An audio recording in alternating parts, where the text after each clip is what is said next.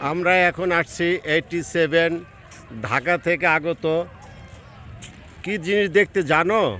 মহিলাদেরকে সাথে নিয়ে আসছি বেহুলা লক্ষিন্দারের বাসর ঘর।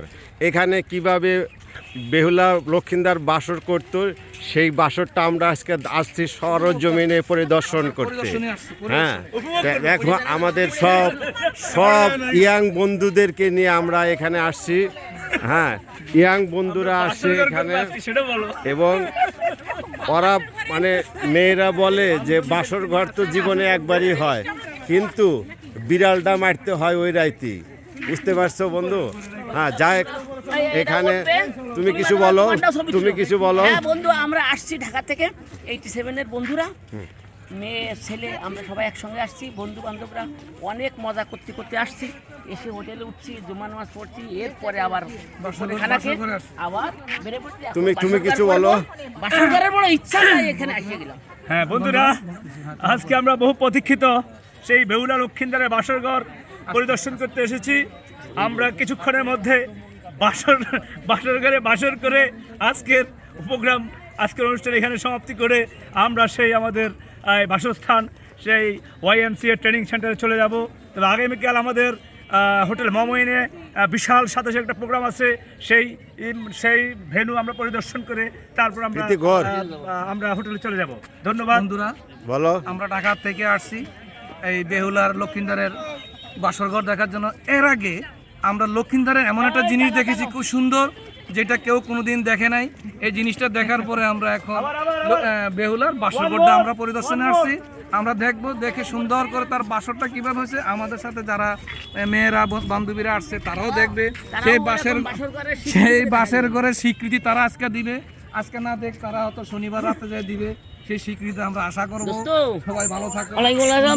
তুমিও ব্যস্ত এবং বাসর ঘরের প্রয়োজনীয় বন্ধু বন্ধু এই যে বন্ধু, এই যে আয়শা সিদ্দিকা, বাসর ঘরের আয়শা সিদ্দিকা, সংগ্রহ করেছি। আয়শা সিদ্দিকা, তোমার অনুভূতি একটু ব্যক্ত করো। বলো, বাসর ঘরের মানে অনুভূতিটা কিরকম তোমার? তুমি কই বাসায় না? আমি তো মাত্র আসলাম, দেখবো এখন। আমরা এর আগে জাদুঘরে গেলাম, মহাস্থানগর জাদুঘর দেখলাম। এরপর এখন এই যে বেহুলা লক্ষিন্দারের মরাটায় উঠছে কেমনে বাসরঘর দেখবো। তুমি বলো তোমার মানে একটু ব্যক্তিগত অনুভূতি একটু শেয়ার করো। কিসের বাসর করবে আজকে, এটা বলো। বাসরঘরে? হ্যাঁ, বাসরঘর দেখলে তো কি বলবো, আর গোপন কথা বলা যাবে? বলে দাও। জি, বাসরের কথা শুনলে তো সবার একদম মনে শরীরের মধ্যে একটু সুরসুরি ভাব আসবে, ভালো লাগা আসবে। সেই আজকে থেকে 30-35 বছরের যেটা দেখছো তুমি সেটাও বলো। হ্যাঁ, 30-35 বছরে এটা আমার কোথায় দিবে রে? আরে তোমার কথা তুমি বলো। আগের কথা হ্যাঁ মনে পড়ে যাচ্ছে। শুনে শিহরণ আসতেছে, ভালো লাগতেছে। আর সেই সাথে আমরা কি আমাদের বন্ধু কি যেন দেখাইলো একটা বেহুলা লক্ষিন্দরের বিশেষ একটা কি বলবো, আর একটা সুদর্শন একটা অঙ্গ প্রত্যঙ্গ দেখে আসলাম। আর যেটা খুবই ভালো লাগলো। এখন আমরা হয়তো বা উপরে উঠার চেষ্টা করবো। উপরে যদি উঠতে পারি, সাকসেসফুল হয়, তখন মনে হবে যে আমরা হিমালয় পর্বত জয় করেছি। কেন, তুমি কি কখনো কি মানে উপরে ওঠার চেষ্টা করো না? না, জীবনে কখনো করিনি। না, বাসর ঘরে কথা বলতেছি না। হ্যাঁ, না বাসর ঘরে না, বাসর ঘর না, এই যে এইখানকার উপরে। কখনো উপরে উঠে না, সব সময় নিচে যেত। এই পাহাড়ে উঠবো। আচ্ছা, তাহলে তুমি কি কখনো উপরে ওঠার চেষ্টাও করো না? না, চেষ্টা আজকে প্রথম, এই বয়সে প্রথম চেষ্টা করতে। আচ্ছা, ঠিক আছে, থ্যাংক ইউ ভেরি মাচ যে তুমি এত বয়সে